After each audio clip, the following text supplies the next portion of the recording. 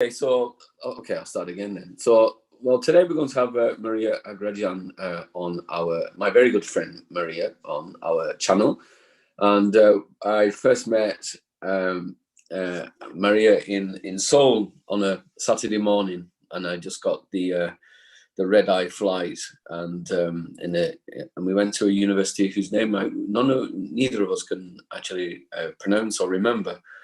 In the middle of Seoul, and we just bumped into each other, and then I soon found out how very, very smart and intelligent she was. And she was talking about Christopher that day, and that was incredible to hear what she was speaking about. And Maria has many, many skills, and she speaks several languages, and she's an anthropologist and musicologist.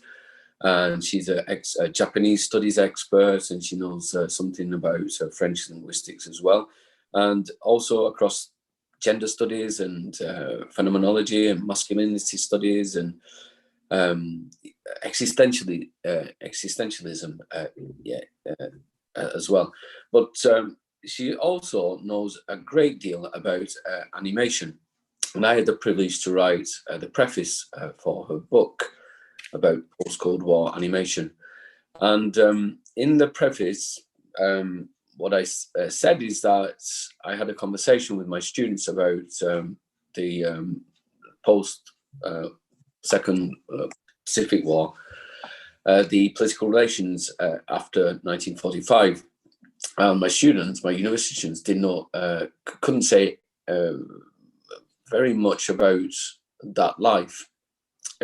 Leading up until the end of the millennium, and that was actually shocking, and I got very miserable about the lack of historical understanding, and I showed my irritation to them, and I felt very bad about it, and I reflected on that, and then tried to find a way for them to kind of have a conversation with me about historical reality post-Cold War, post-Second World War historical life. And we found it, when we touched the subject of animation, that was the way we actually began to have a conversation about serious things. So then it occurred to me that a book like Maria's on animation directors after the Pacific War, well, in that kind of moment, that historical moment, perhaps that was one way that something serious we could begin to discuss things quite seriously. And of course, someone like Miyazaki Hayao, his last work, Kaze Tachinu, The Wind Rises, is a kind of, perhaps that's one medium through which we can reflect on the rise of fascism and very serious things like that. So her book, I think, goes some way to kind of addressing those that absolute lack of historical understanding that so many young people have about the realities of war, and especially in our moment now, when we have war taking place, not far away from where I am in England now, and the risk of that spreading to a third world war. That means that her work does have a kind of a timeliness to it. So with that in mind, I wonder if Maria, you might kind of introduce your work and try to explain why you decided to write about it and what was in the book, and maybe something about like whether you agree that animation can be like a mode of revealing historical understanding in our present moment. Yeah, thank you, Jeff, for your generous introduction or presentation. It is always so humbling to hear people talk about me in that way. It feels like suddenly I feel very insecure. Let's put it like this. And it's so about the book. So actually, it emerged as as a textbook, because I'm teaching here at university a course on, they call it Japanese contemporary culture and society, and I call it Japanese popular culture. And I had, of course, I cannot talk about everything, so I had to decide what exactly am I going to deal with it. And because I have another course on Ghibli, so I decided to deal with in this course to deal with contemporary animation. And again, I had to decide what idea exactly, because this is a huge field. And well, the problem is also that what I'm watching in terms of animation is not necessarily what students are watching. There are more than 20 years, and I noticed this. So I thought I will stick with the classic, so to say. I'll stick with the classic, something we like to base my course and my seminar on some sort of common knowledge. And then I realized there is no basic book or textbook to refer to students, so that they don't have to look by themselves for secondary literature. They wouldn't do that anyway. But so it's still always better for students to have some sort of reference, some sort of. And instead of just giving them some papers or recommending some papers, I have decided, well, I write myself the textbook myself. It's not really a textbook, but it has a structure, like kind of it's quite, like, from my perspective, it's quite plain in terms of the explanations and the connections it's made. Is for like young people to understand, young people who do not really have a background in anthropology and philosophy and all this, and all visual studies or media studies. They do not have the theoretical background to deal with, but they still need some sort of theoretical framework so that they don't fall into all these traps, Orientalism, self-orientalization, Occidentalism, and so on.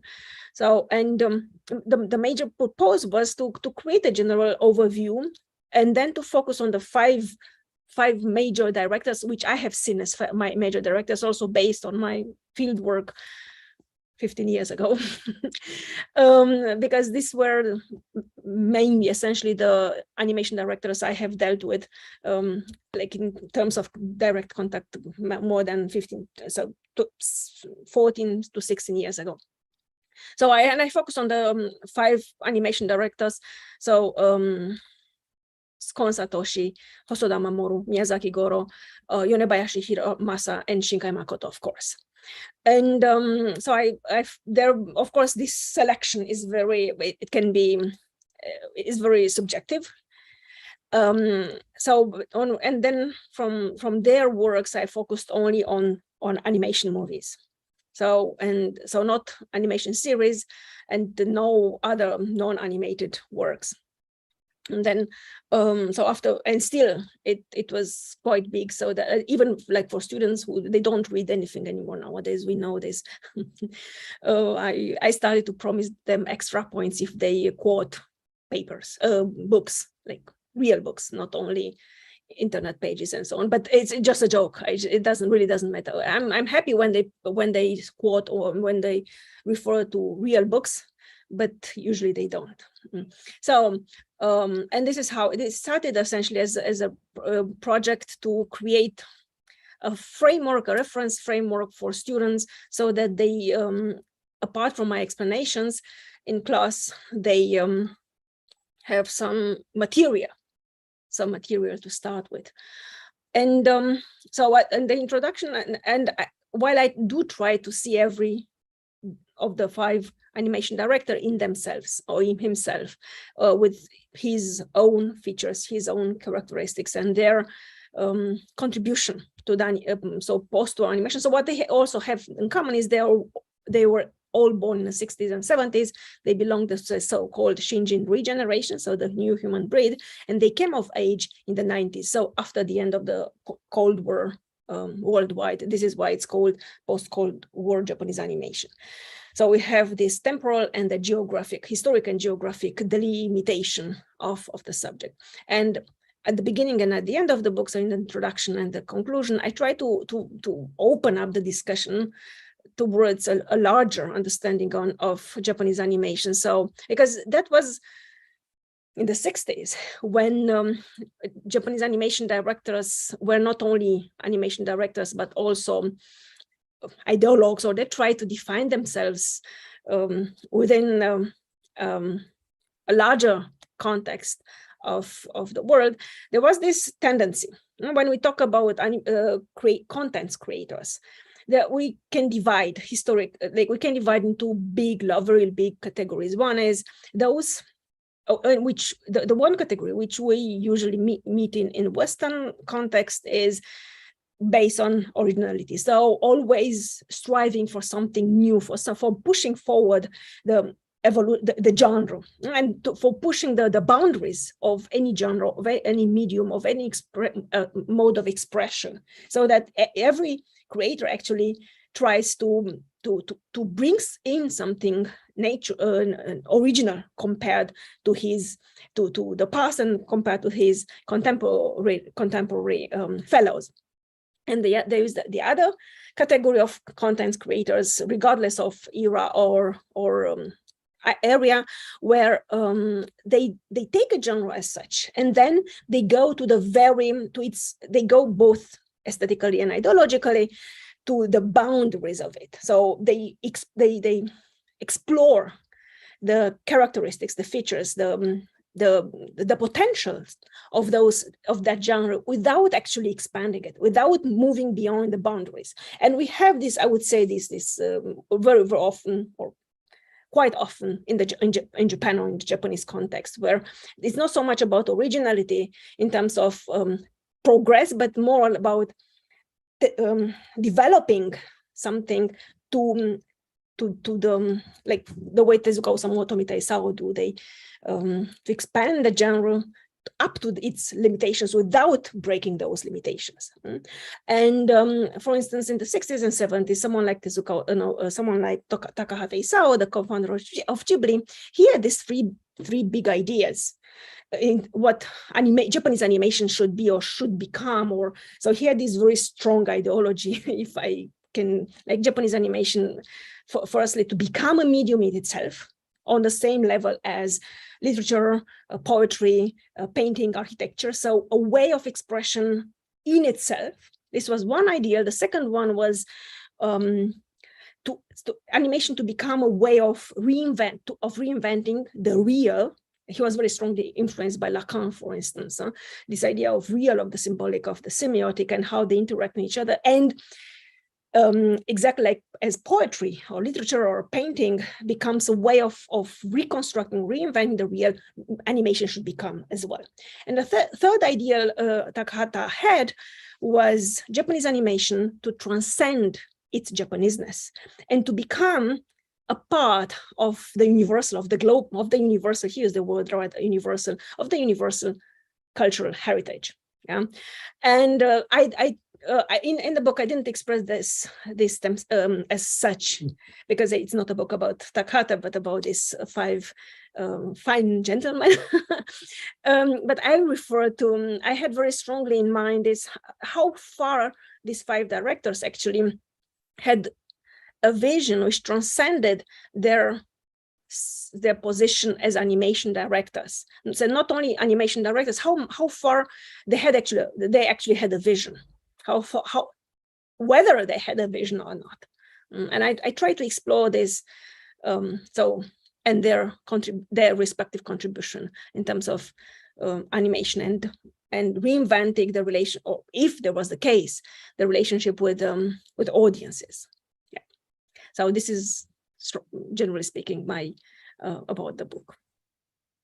Well, okay. So thank you very much for that. And we have Mateja from Hong Kong with us as well. So Mateja, you're quite welcome to ask questions as well as we move along. And anyone, gentlemen, Tosha, you have some response or? Well, okay. I'm interested in the first periodization. When it was the end of the Cold War, when we started to talk about post-Cold War. For instance, my student they are really now conservative, and that they are pretty against socialist, liberal, communist idea, and also pretty nationalistic. Even my university, my headquarters, Waco, is relatively famous with liberal, lefty, but nevertheless, nowadays, even in LGBT students, there are some right wings. I'm totally struck by. So I feel, I'm living as if, in the midst of the Cold War situation now. It's nothing to do with the war in Ukraine. The just result of this globalization, including circulation, infrastructure of the Japanese animation. Second point, I think geek culture, otaku culture, historically and also logically, pretty has been related to the emergence of the fascism, or kernel, or the core of the fascism. I mean, imagination, illusion, delusion on technology, military armors, arteries, all those kind of the illogical desire and delusion, always operative in the war, in the real. That's exactly the pointing on the situation in Ukraine. How people are seduced, attracted by the armor or artery, technology. So just a brutal hypothesis, originally geek culture, otaku culture, not only Japanese one, always related to some emergence or the hardcore of the fascism. And the third point, I'm interested in a pre-modern medieval yearning on the Japanese culture, within Japanese culture, in Japanese animation. For instance, Miyazaki Hayao, he was inspired by Amino Yoshihiko, pretty famous Marxist historian. But this Marxist historian was inspired and drew on fascist historicism. And then he realized the significance or importance of the asylum in medieval Japan. This is obvious in Mononoke Hime, for instance, and all tentacles, slimy imagination. This is a different aspect of the Japanese animation, putting aside technology and media, cyborg, and so on. I mean, like Cthulhu, Lovecraft delusion, tentacles, slimes, and very dynamic, but informed. Hey, this kind of things, how we can locate, theorize, conceptualize this aspect of Japanese animation.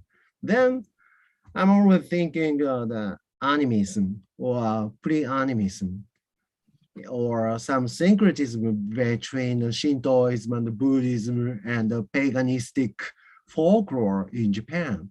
So generally, is it possible that it can be categorized in animism or shamanism? Sometimes anthropomorphism, so many non-human characters now anthropomorphized in Japanese animation, cell, microbe, and even the battleship anthropomorphized into the figure of the girl. So those are the 3 points I was thinking on after briefly I checked your book. So thank you. So, yeah.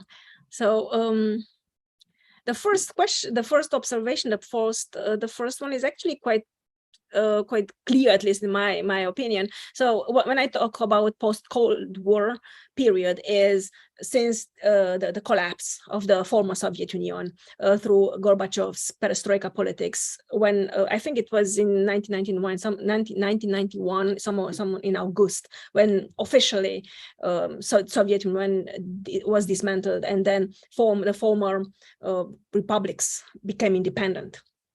As I'm originally from Romania, I have to mention I'm originally from Romania, so the war in Ukraine now, it's kind of like, even if I'm in Japan, it's at the border of my home country. So for me, so post-Cold War period is actually a very real, a very palpable reality. It's not, so as to say,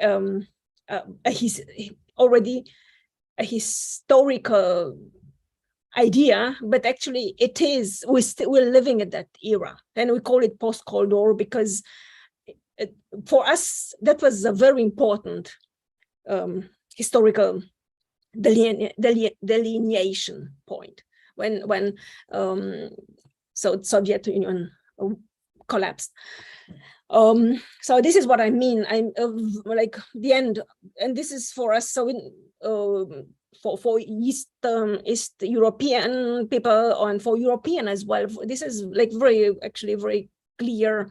So the 90s, since the beginning of the 90s.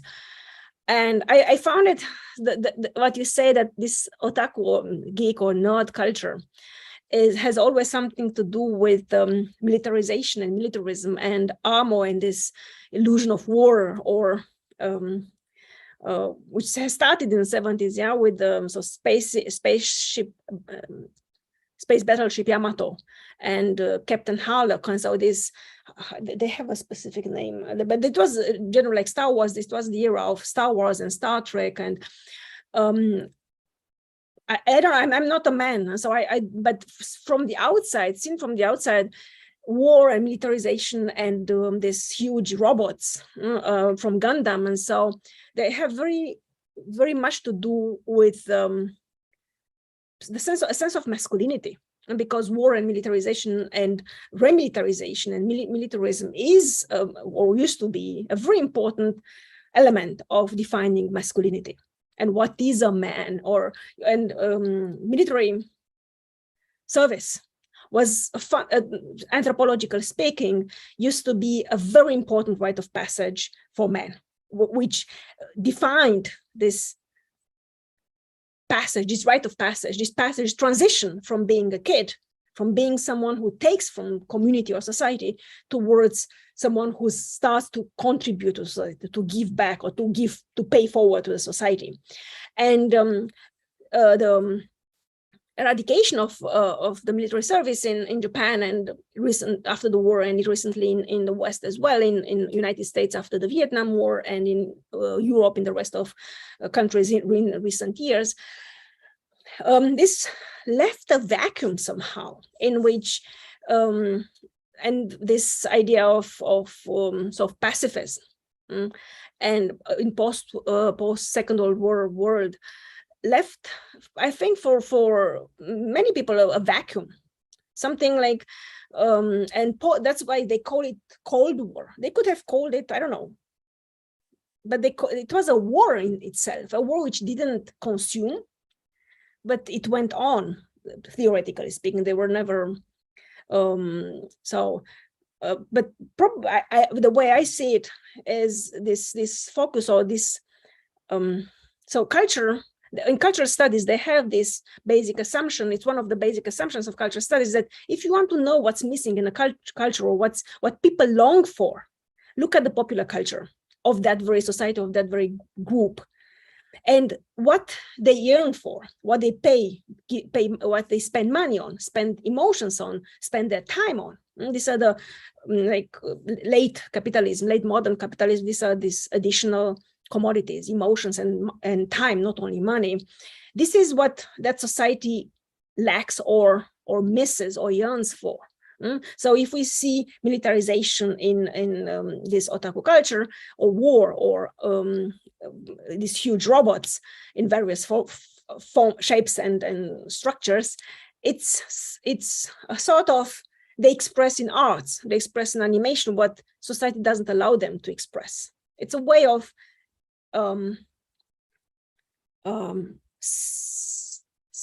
sublimating. There's a word in psychology which expresses exactly this: is releasing the tension in order to find a way, to express it. It's the way it looks from my perspective. And related to Miyazaki Hayao, I have my own opinion on him, because he for long, like he has been militating for peace and pacifism, and but if one looks at the Wind Rises, the last and then draws a connection to Grave of the Fireflies from 1989, Takahata's animation work.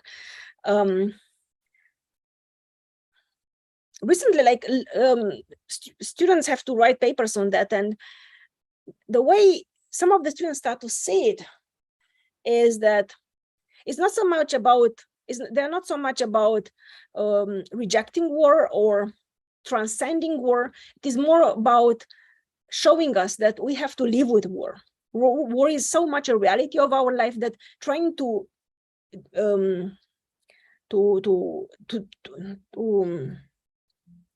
get rid of it actually will lead to even more violence and war. So it's war, like, I don't know, war is something which has accompanied humankind in various forms since its inception. And in spite of all effort, like everybody's yearning for peace, and still war goes on. So instead of fighting so strongly against war, maybe there is a solution, or a more pragmatic solution would be to learn to live with it, and then to find ways to have a more constructive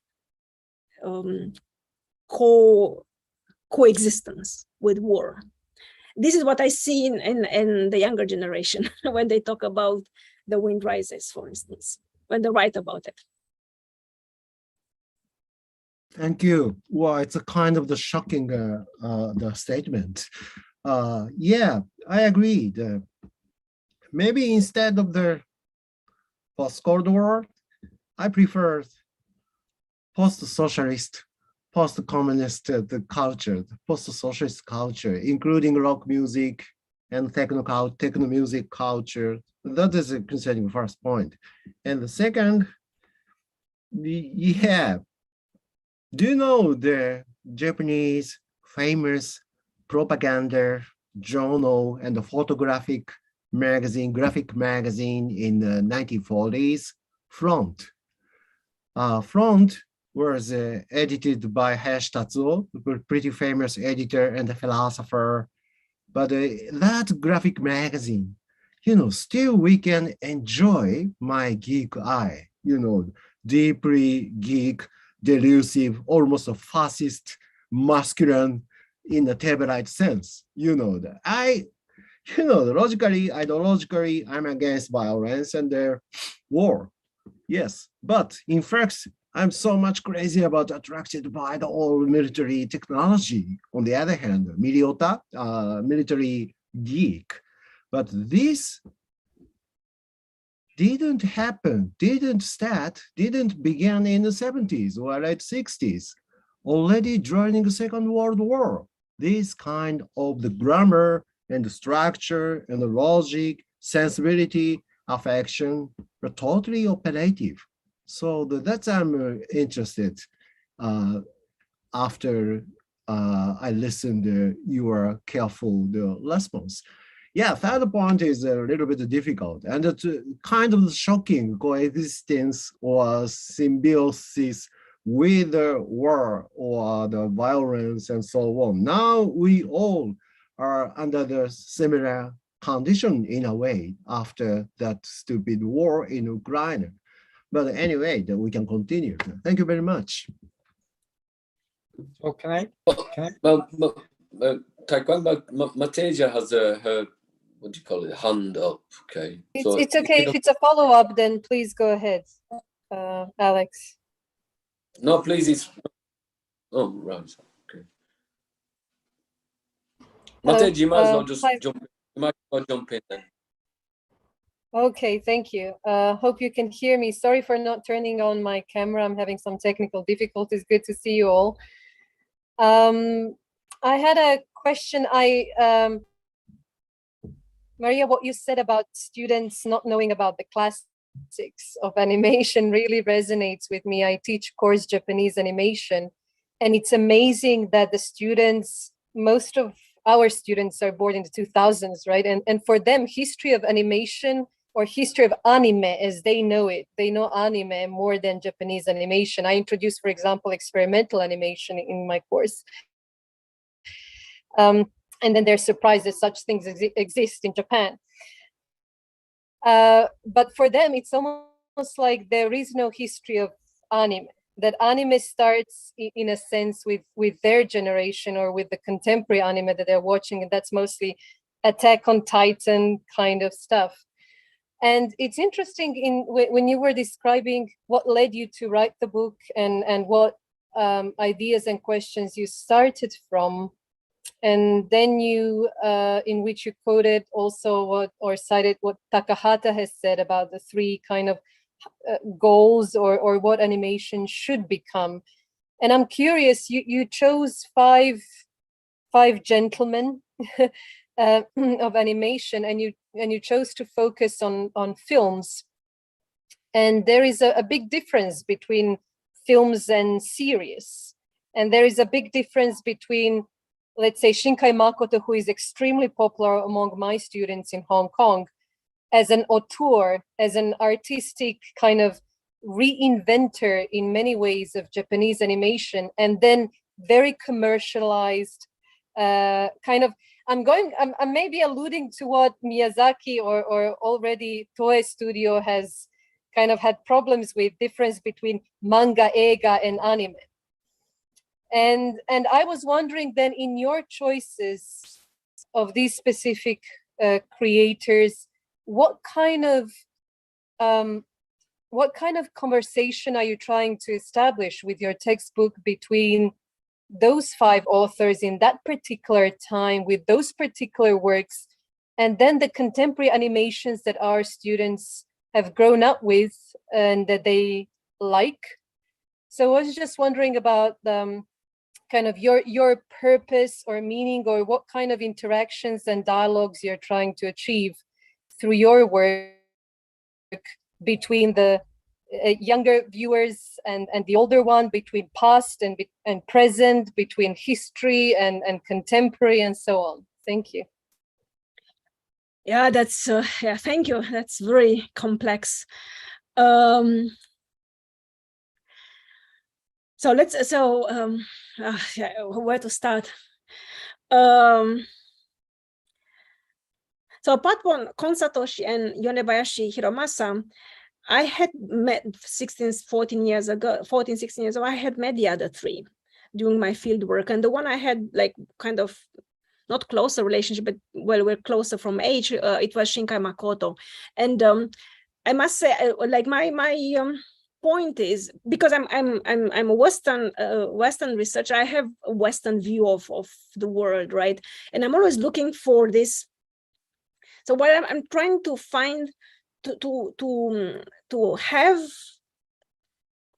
the emic perspective. I think that's the emic, meaning the local perspective. Yeah. So how is it Japanese animation? How is it seen at home, and how does it emerge at home, and what's the context of its how do animation directors and producers and composers and so on deal with it? So I this is what field work is for, right? But on the other hand, I'm also like as an anthropologist, or I always say I'm an anthropologist with a very strong background in musicology, which means I always look at the work itself. So not only the creator, and also I try to see to embed myself into the analytical process. So self-reflection, because I cannot see or analyze animation, Japanese phenomena, let's say, generally speaking, Japanese phenomena from a Japanese perspective, because I myself, I'm not Japanese. Even if I embed in the research procedure, in the research protocol, the Japanese vision as well, as much as I can grasp it from research, from secondary literature, and from interviews, from empirical inquiries, and also phenomenological experience. So what I was looking for was, so this 5 animation directors, I really chose the animation directors which on one hand had produced the most blockbusters, so, and then those who had an impact. For instance, Miyazaki Goro, maybe he's not so like, he's also the son of his father, but he's, the way I see it, Tales from the Earthy, Gedo Senki, is actually an animation work in its own way, which tries to break some boundaries.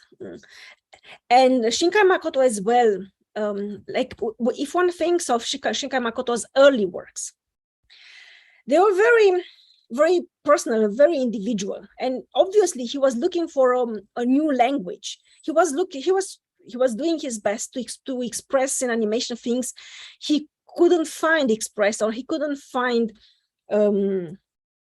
represented in animation works of his time. For instance, in the 80s or the 80s, Studio Ghibli, for instance, the 80s, Laputa or Nausicaa. And what happened in many cases, so Shinkai Makoto as well, and Kon Satoshi, and also Miyazaki Goro, there's these 3 cases. So in their early works, they're, at least from my perspective, yeah, in their early works, they're looking for new ways to express themselves, new ways to break these boundaries of the genre, new ways to address their relationship with the audiences, with potential consumers, let's say. And then in the later phase, they actually turn to commercial strategies so that they produce and release blockbusters. So, and they automatically become more conservative, more conformist, and while at the beginning, they try to challenge the establishment, and afterwards they gave in, so to say, to the requirements, to the expectations of establishment and of audiences. For instance, if one looks at the animation works by Shinkai Makoto, his early ones, like before 2011. 2011 was the turning point for him, I would say, with this Hoshio Kodomotachi, so the children who chase lost voices from deep below. That's the official translation. 2011, which was a very cinematic work, was the combination between visual and music and the soundtrack and the topic itself. He was carving new ways, and then afterwards he does a complete U-turn and releases his blockbusters. So and the same happens with Miyazaki Goro. Also interesting was Kon Satoshi, because like he addresses a lot of issues, or Hosoda Mamoru.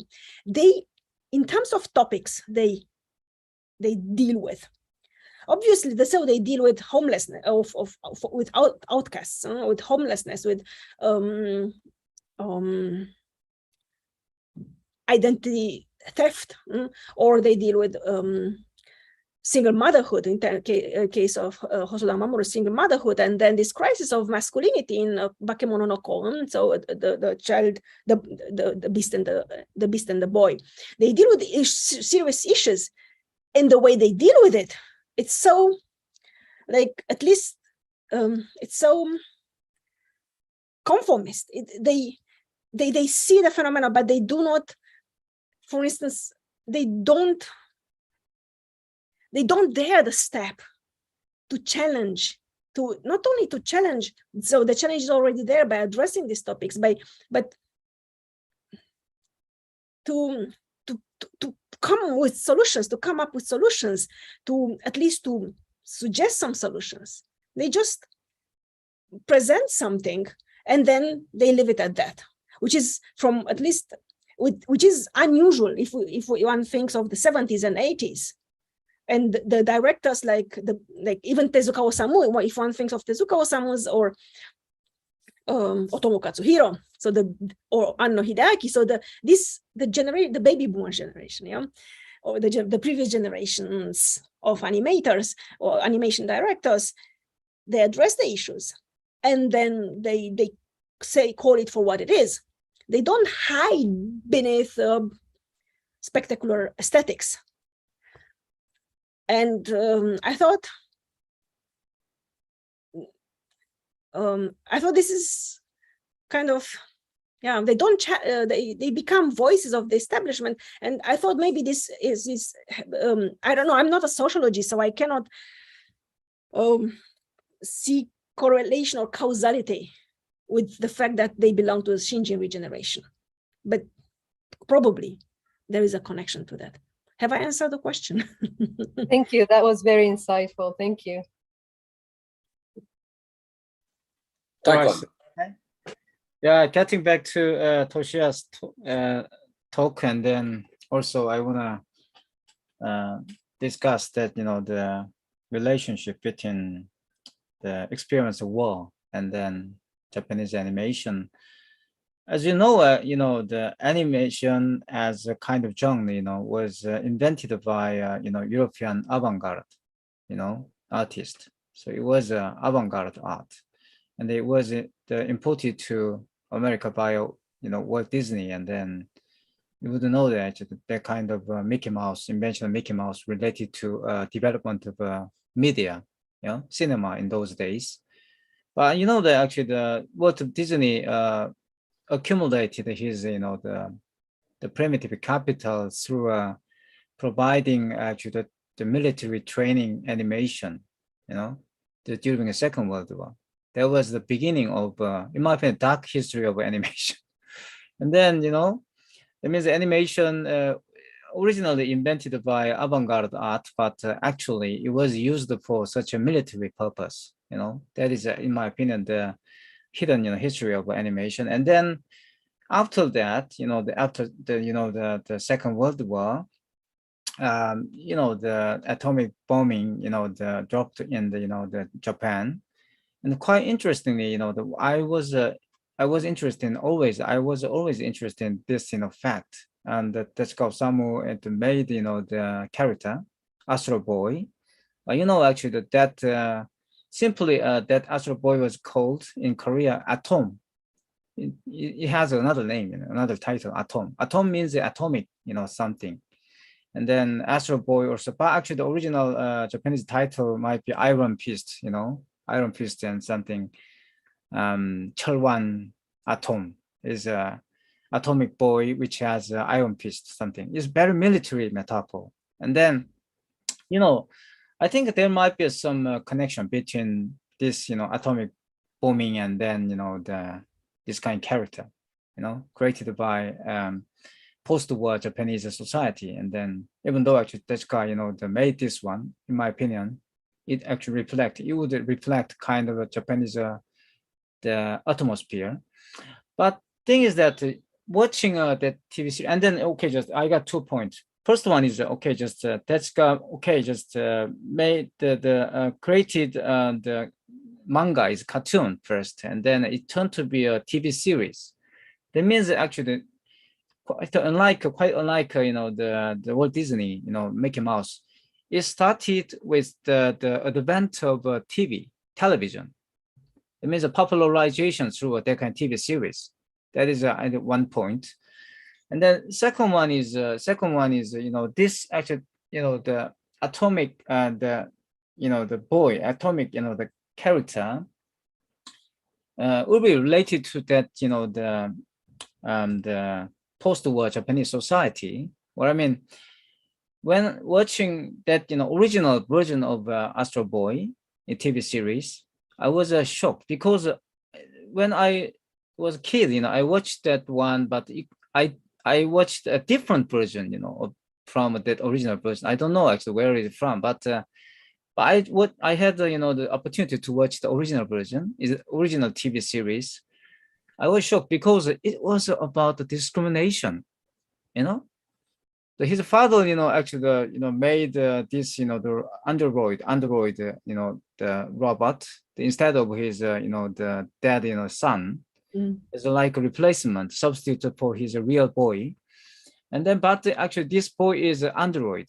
That means a robot, machine, and he couldn't. That means Atom, the Astro Boy couldn't survive in Japanese society.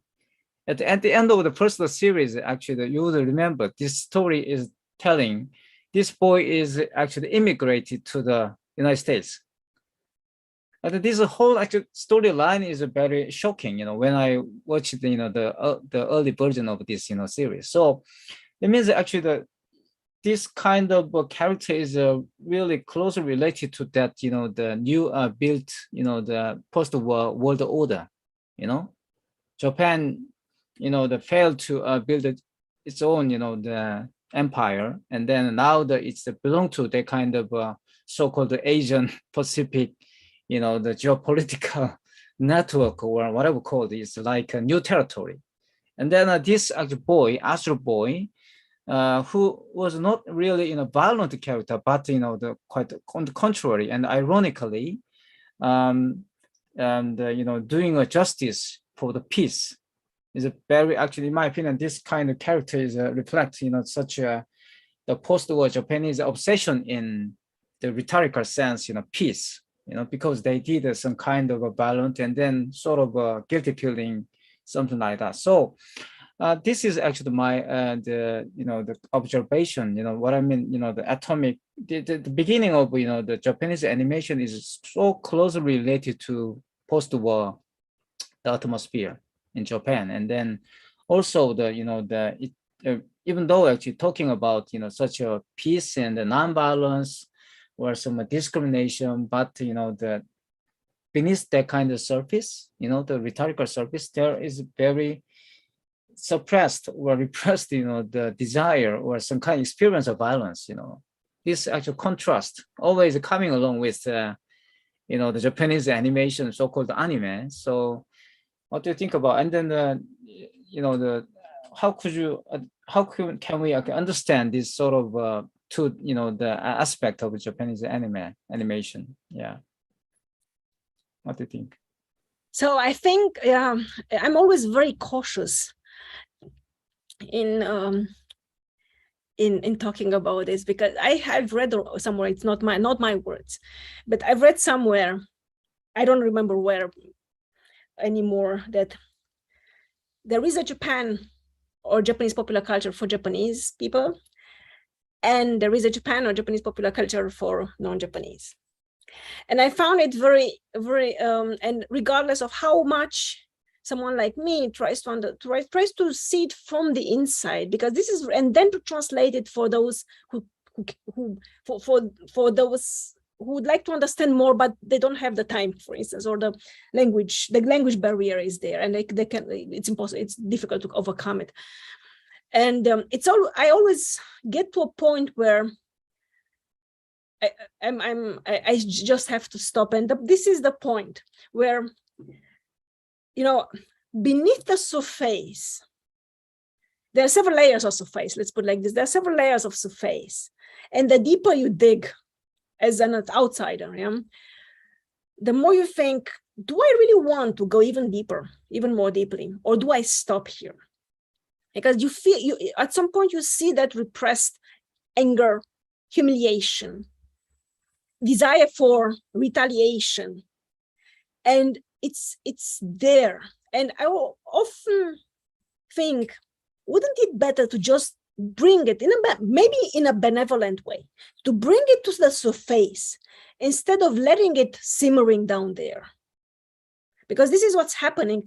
For instance, I've seen Astro Boy. I don't know which version, whether the original, the initial one, or the one which was beautified, which was ideologically modified later, because they did it after Tezuka Osamu died. They made a better version, a cleaner version of it. So I don't know which, probably I saw the later version, and I didn't see all these things. But now that you talk about, I think, wow, yeah.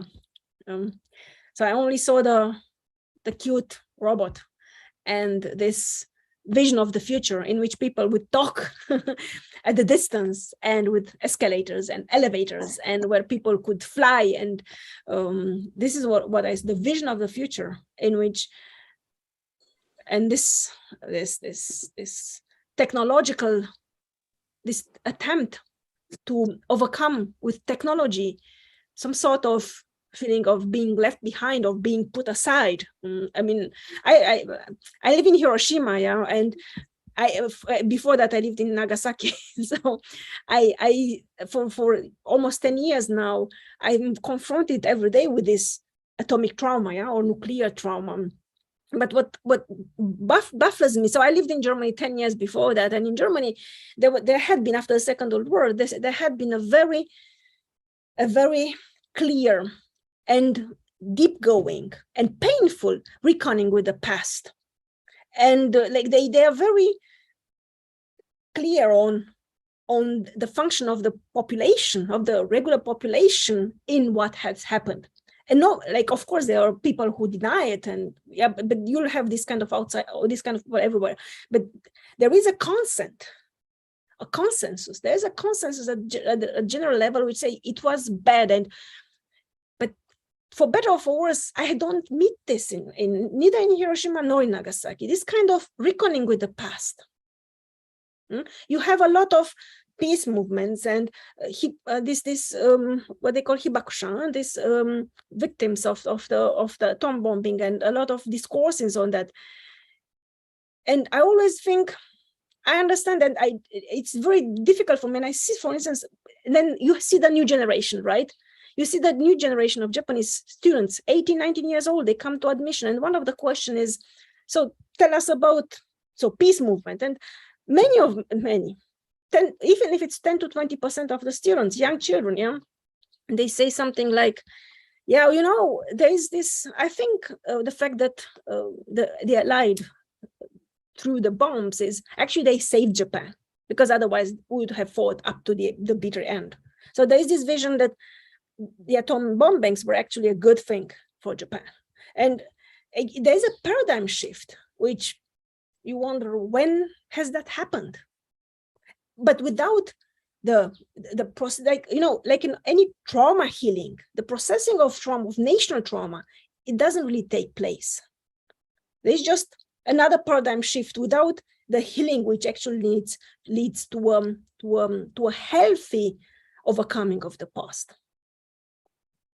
Yeah, actually, can I do more? Yes, please. Yes. So, yeah, you're talking about actually the nuclear trauma, and then I think that it might be actually, you know, agreed opinion around, you know, that what the United States did, you know, in 1945. But you know, actually after that, I a little bit, you know, stand against that kind of common sense of nuclear trauma. You know, of course, actually, the United States did, you know, wrong thing, in my opinion. It's totally actually wrong. But thing is that after that, not only actually Japanese, you know, the power elite, but also, you know, other Asian power elite, for instance, Korean power elite, you know, they didn't have any trauma, you know, about that atomic bombing. And then they found kind of, you know, the object of desire.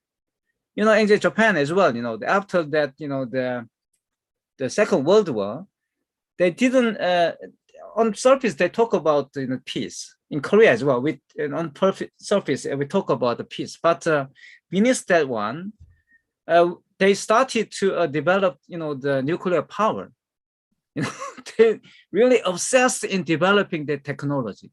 Even 1948 and 1950, you know, actually the first Korean government, you know, they imported, you know, the first nuclear actually the station, what is called is engine, you know, something like that. And then they started actually nuclear, you know, the experiment, you know, already. Mm-hmm. And then you can see now the North Korea, you know, they obsessed in the nuclear power, and they identify nuclear power with that sort of state power, something like that. I think it's not incidental, it's not a coincidence, in my opinion. It is a necessary process. That's why I'm thinking about that kind of Japanese, the animation is a sort of a reincarnation of that kind of imagination, in my opinion, because as you said, it's a real sun dead, but this guy is created a new sun, is an atomic sun, I think it's not really, the children's, animation is a kind of a very deeper side, unconscious, actually the mechanism works out. That is, I'm thinking.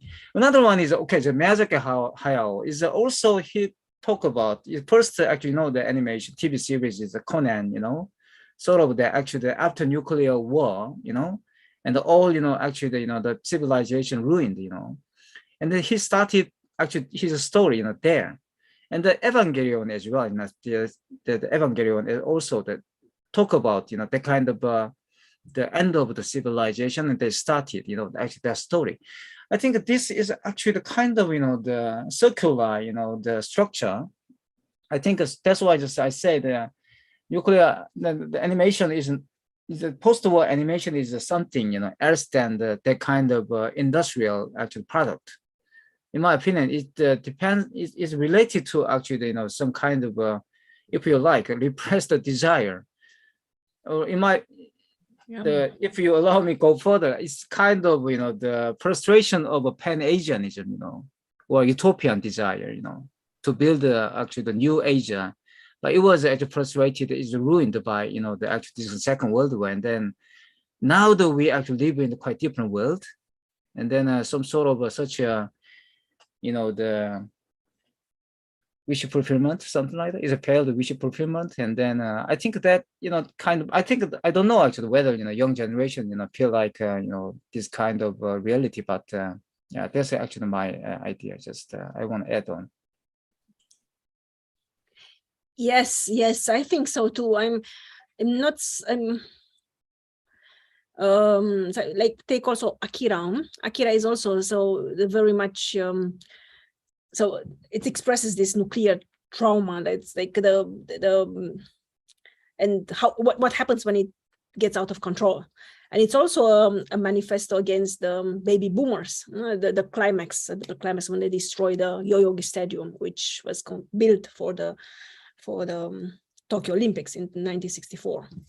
So it gets completely destroyed. It's sort of ironic gesture against the baby boomers and against this, in a way. Well, it was released 1988, just at the height of the bubble economy. Very, if you want, very prophetic, right?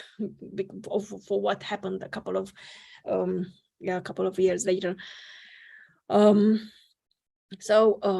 is for me. It is always very exciting to hear like non-Europeans, talking about Asian or Japanese or Korean phenomena, because we have a very different perspective on that.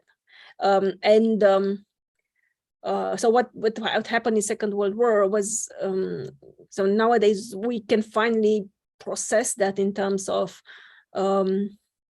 historical responsibility, as like the West as well. So what was the responsibility of Western powers that it had come to that you have to do what they did also in Germany, the carpet bombing and so, and the atom. So it only now, I would say, maybe with my generation, or our generation, we have come to a sort of historical maturity that we can look back as intellectuals and as grown-ups, and then take like real responsibility, and then see what we can do differently for a different world and for a different future, instead of just saying, okay, it was a chapter, we close it, and now we keep on living. No, we have to see what was so wrong, what had led to that, so that in the future we do not do the same mistakes which lead to a similar outcome.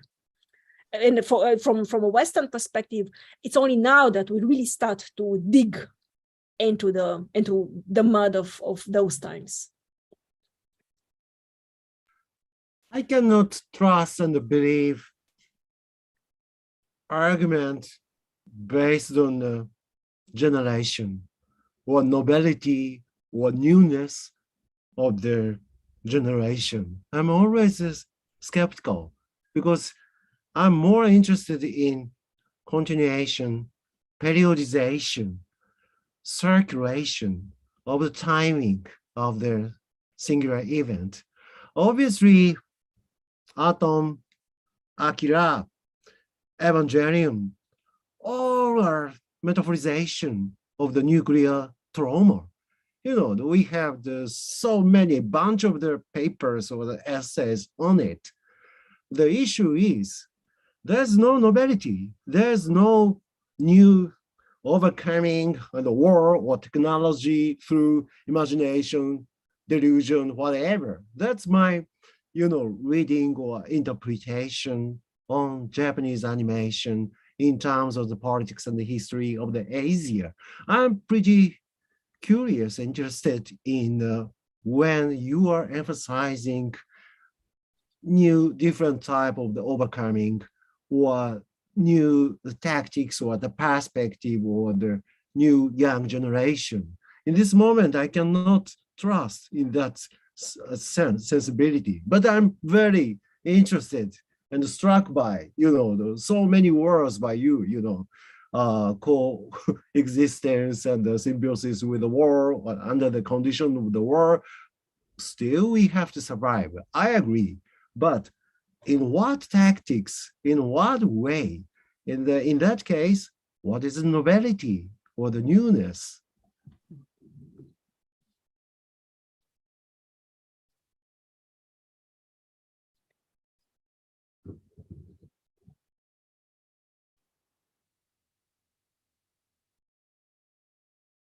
So the classical answer is I'm working on that. On that answer, I'm working, or we are working on those strategies, on finding different answers to those questions. So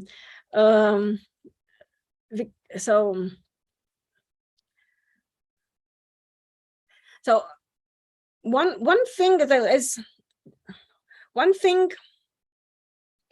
I understand your point, and I agree. I agree, because we don't have yet new solutions or innovative solutions. And what I see otherwise, what I see is that the generation after, so my students, they are desensitized to this, to what war means. For them, war is something, like fireworks. They are desensitized also to pain and suffering. For them, pain is when a friend blocks them on TikTok or Instagram. This is for them, but they cannot. And I see this in so they say, why is war actually so bad? I mean, and trying to convey, so it's not so much about my generation, it's also what comes after us. And there is at least personally, I'm still working on that. I'm still trying to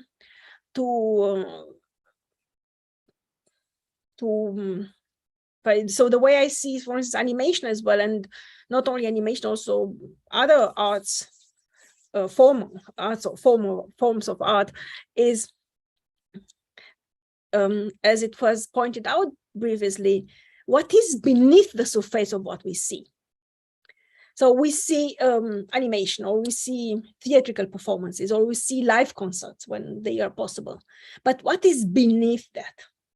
What is the emotion or the tension which allows such phenomena to become big or not to become big? Why is, for instance, so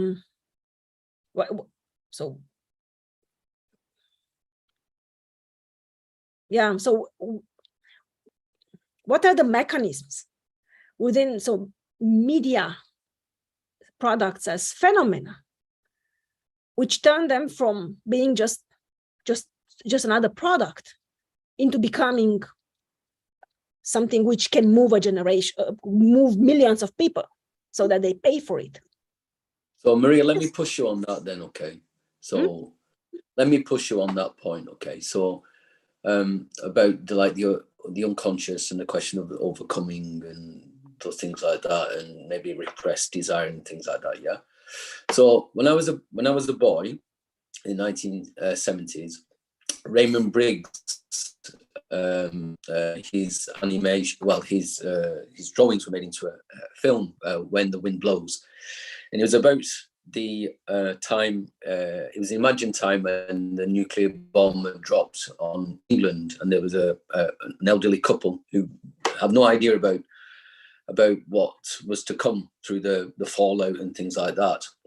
And as I'm definitely sure that those people of my age, young boys and young girls at that time, would know this, that we had a constant reminder of like the dangers of a nuclear war. We had it was like a commercial, a 3-minute warning we were told about. We'd have to get under the table and things like this. And we would have conversations like, what would you do in those 3 minutes when the bomb is going to drop? I mean, we would kiss a girl, or we would steal some sweets from the shop and things like that, right? Now, that is buried deep into my unconscious, because the film as it proceeds is very, very sad, and we see this lovely couple becoming ill and trying to care for each other and things like that. Just living in a house which has been devastated by the nuclear bomb. So my question would be like, then, that animation does something, because it provokes us to think about the horrors of war, of nuclear holocaust and things like that, in a very straightforward way. So it's not a psychoanalytic reading I'm suggesting. I'm just saying that it actually provokes us. So it might be like the Benjamin thesis about the politicization of aesthetics, where it does something in our passivity. We are kind of shaken out of our slumbers and provoked to reflect and to change and to overcome our kind of fascistic leanings, you know. But then, how about contrasting that with Miyazaki Hayato's last film, When the Wind Rises? And in that film, there is a representation of the rise of fascism across the planet, but there is no, in the film, there is no political position as far as I can see. There is just something like, in this wound, because you're talking about how to coexist with the horrors, there is a wound that we must abide with. So this could be like a Deleuzian reading in the end, right? But in this wound, there is a possibility of love, right? A simple moment of love between two people, which is a kind of resistance. If you want to give it a political reading, that is a kind of resistance, possibly. But the Miyazaki Hayao, he doesn't offer, like, condemns fascism, or Japanese fascism, or German fascism, or Italian fascism. He just shows the love of technology, the love of machines. Now, I know that as a man, he's a pacifist, right? He says as much in his writings, his speeches, but it doesn't appear in the animation. And I like When the Wind Rises, Kazetachi. I like it, but you come away from it and think, okay, so what has this animation done? I mean, when I watch When the Wind Blows, or Raymond Briggs, and look at his art, I provoked something arises in me, makes me reflect, and makes me want to contribute to struggling against fascism, or to affirming peace, or to the struggle to maintain peace. But in that singular animation of Miyazaki, I don't get that, right? So my question, to give you a question then, what is the nature of animation that you think, Japanese animation, that can provoke us to have these very strong feelings, these very strong political stances, almost? So what would be the political unconscious that could emerge from like future works of Japanese animation? Is that okay? Yeah, so I have the same problem with most of animation works in Japan. So I watch them and I think, yeah, so what am I supposed, what's the message I'm supposed to get out of it? So like they present something, but then they don't like they don't have a stance towards it. Is it good, is it bad? And in my is it, they presented the phenomenon, but there is, and so people living with it or leaning against it, but then what? And for instance, there is, I don't know if you have seen it, there's Kon Satoshi. This was an animation director. For his time, he was really progressive, and he died unfortunately quite young. And he had this Tokyo Godfathers animation work, where he in 2003 it's about homeless and about gay people and about runaway children, and a very colorful animation work, a lot of irony, self-irony, and also a very good one.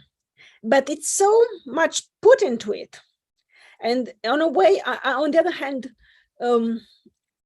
there is not like, you watch it, it's very good. It addresses some very important issues back then, like 20 years ago, like also violence and discrimination and this hate crimes, right, are presented in all this, in this movie from 2003.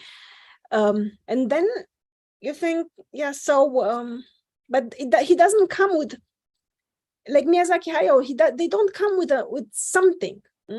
And for young people watching it, for like one wonders, unless I give them, or someone gives them an explanation or contextualization, an interpretation, they see it, and then there's like, and as a Western person, I have this problem with most animation works. And you watch it, and I watch them, and I think, so what now?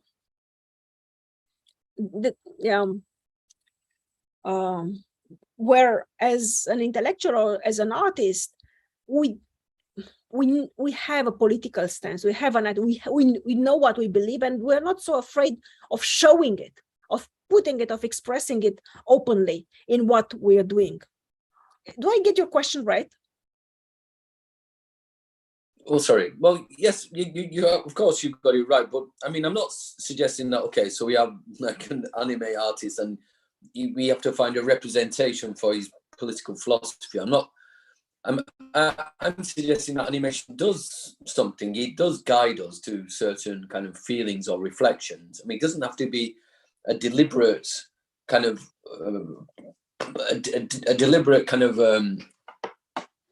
construction by the anime artist to kind of to represent an idea as such. I mean, I'm with Hitchcock on this. I think, you know, the art should do that, not the kind of even the dialogue. It's not even the dialogue, the words that matter. It's the actual movement of the images that does something. But I don't actually agree with your position that as a non-Japanese, you have maybe you don't get to the essence of what this animation. I just don't agree with that. I think of course it's absolutely possible to do that. But I'm just wondering how is animation different from other kind of different forms of art? I mean, what can it do?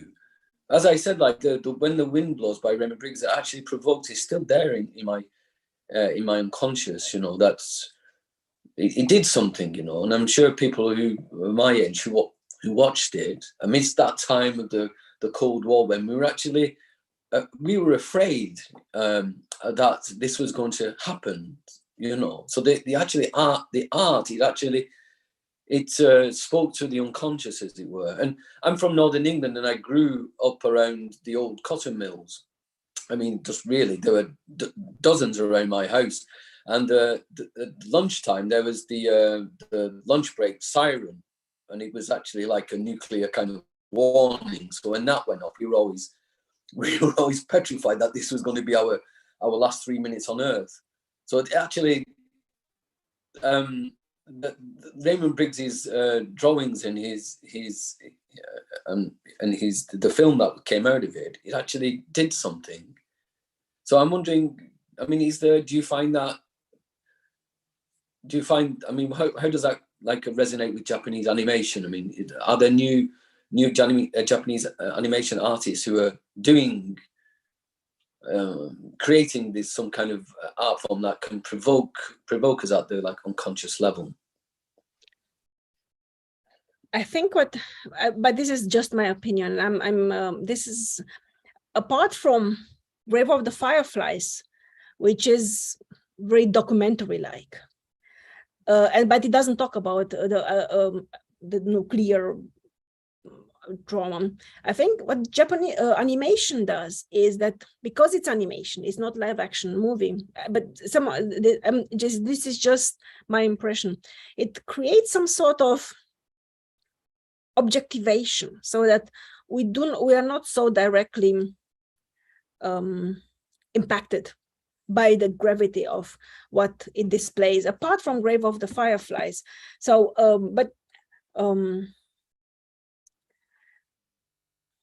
talking about the Cold War, like Cold War was, listening to what you are saying now, I'm thinking, yeah, the Cold War was a very palpable reality for me too. Like also when Chernobyl exploded, I was a kid, and I remember even now, I remember very clearly where they started to feed us some pills, I don't know, something so that we do not develop whatever. And also like, but it was a very palpable reality. It wasn't something, and so this, but somehow life went on. I don't know. I'm not sure if I'm digressing. And I'm not sure what I want to say. So, but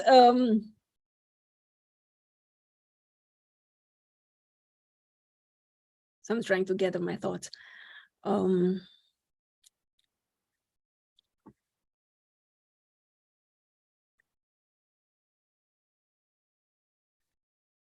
Yeah.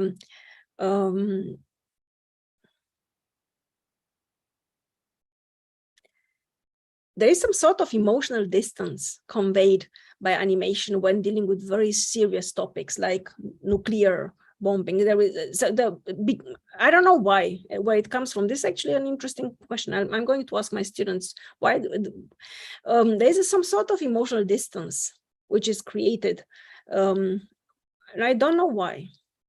Apart, like I said, apart from Grave of the Fireflies, and there are a couple of movies in the late 90s and the early like live action movies, which somehow transcend this tension, this pain of nuclear threat very clearly. But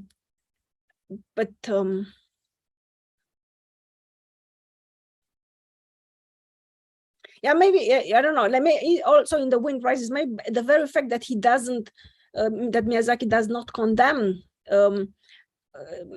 fascism and the rise of fascism in the world is a statement in itself. Okay, I would say, yeah, you know, he had to, like, he wanted his movie to sell. And then like this kind of walking a tightrope. I don't know. Maybe you have some other ideas in this concern. But I wonder if Toshio has some kind of perspective on it, because he's listening to Westerners talk Japanese aesthetic. Suddenly, Shinkai Makoto, he's a kind of the new type of he afforded certain kind of the new tactics of the directing, organizing Japanese animation. He's a kind of the entrepreneur in global capitalism. And also he has his own studio, which was made possible by technology. The personalization of the microelectronic technology. This is obvious.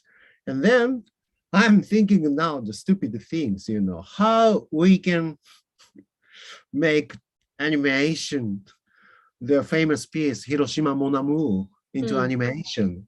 I'm thinking, Japanese and French women, but who has the crucial traumatic experience with fascism and the fascist soldier. And then suddenly, they talked about you didn't see anything, you don't see anything. And repeating the term of the Hiroshima and visiting the many corners and the place of the ruined Hiroshima.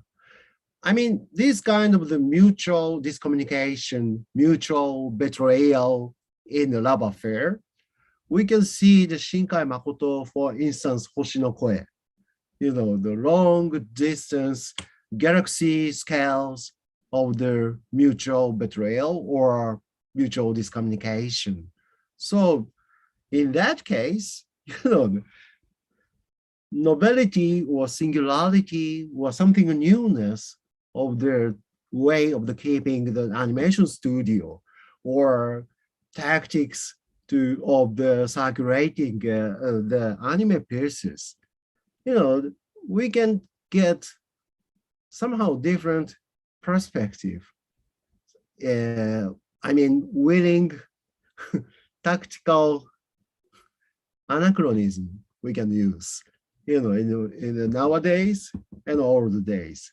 But there's certain common platform, the technology and the technological trauma, discommunication in love affair or loving relationship. So that's I'm thinking so far, all the time. Yeah, I was listening whole discussion. Now I'm thinking on how to make Hiroshima Mon Amour into Japanese animation. Yeah, so Hoshi no Koe precisely is one of the animation movies where I think it is special because it was so fresh back then. Afterwards, he really recently the anime Your Name is like Hoshi no Koe 4 times bigger or something. Like it's just a repetition of expansion and more beautifully made. With the music was not necessarily better than Red Wimps was not necessarily better than Tenmon, but it's essentially the same topic, just bigger and more aesthetically appealing. And then yeah, but but this is exactly my point. Where is the newness? Where is the new strategy, new tactics of the newer generation in animation or also manga or even movies? So there is again this disparity between, also in movies, in cinema, between movies and directors who become increasingly popular in the West, but they are not so popular at home. There was this Mambiki Kazoku, or so the pickpockets, or which was hugely popular in United States and Europe and outside of Japan, generally speaking, but not so popular at home in Japan, domestically speaking. So yeah, but still watching it, I was thinking yeah, there were late 90s, there were a couple of very powerful movies, which I find personally, even after 20 years, better than what they release nowadays. Yeah. Well, I think we have time for one more question, and because we keep it to 90 minutes. So, Taikon, do you want to ask a last question, or Mateja, possibly?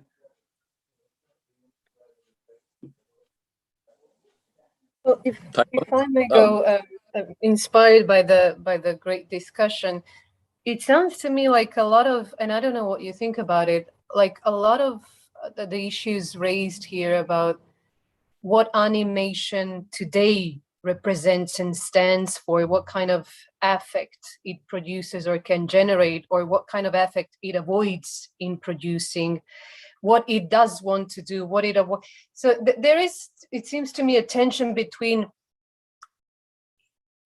recreating history, being ahistorical, so dealing with history in all these different ways that render history either neutral or non-existent, like the genre of seikaikei. We mentioned Evangelion and then Gundam, that's seikaikei genre that completely removes the social reality out of the picture as a way, and then zooming in on interpersonal relationship of the characters, which we see in Miyazaki's The Wind Rises, where war is the background of a love story. So that's a film about a love story, about love, not about war. And also I feel a tension between memory and history. There is a great book called Animation and Memory and Animation, and in it one of the chapter contributors say that memory is like unofficial history. So history is official memory, but memory is something else. Memory is something that allows us, animating memory allows us to go beyond the state-sanctioned, institutionally sanctioned history, and then come up with new perspectives. And I was thinking then about that in the context of Takahata, of Miyazaki, how then this interplay between memory and history, and then interplay between being very historically accurate or not having any history at all, how does that create new, if I can put it that way, animated phenomenologies that express something about how different people deal differently with reality as well as with the past? Because I do think that a lot of these works that deal with the past are actually dealing with the present. So I was wondering what you felt about that kind of dynamic. And I think maybe everyone's been talking about history, so whoever wants to chime in, that would be great.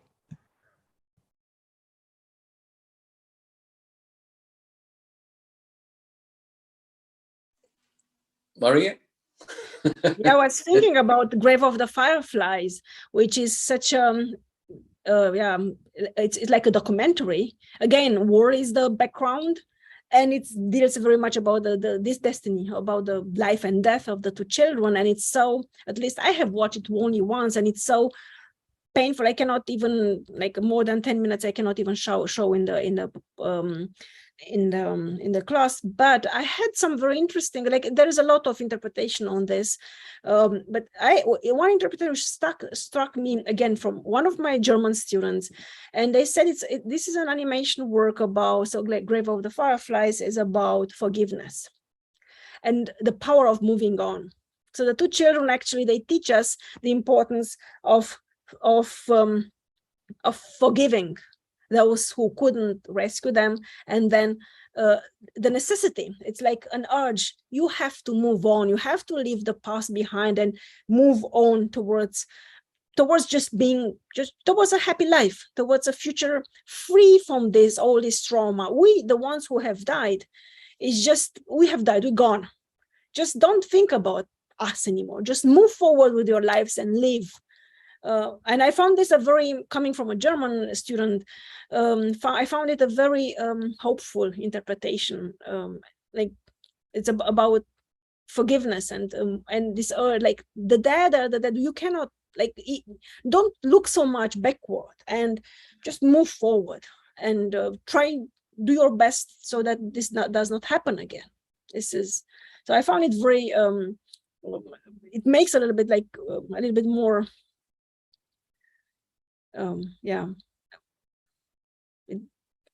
not brighter, but it gives a sense of hope. Yeah. Well, I think this conversation has been brilliant, because it made me want to write another book on animation.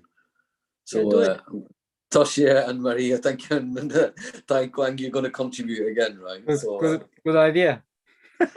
Yeah, it's a good idea. Why not? It's great. And Mateo, please, that we'll get something organized. It'd be great. Yeah, sure. Yeah, great idea. Right. So, Tai Kwang, over to you. Make some concluding remarks, please.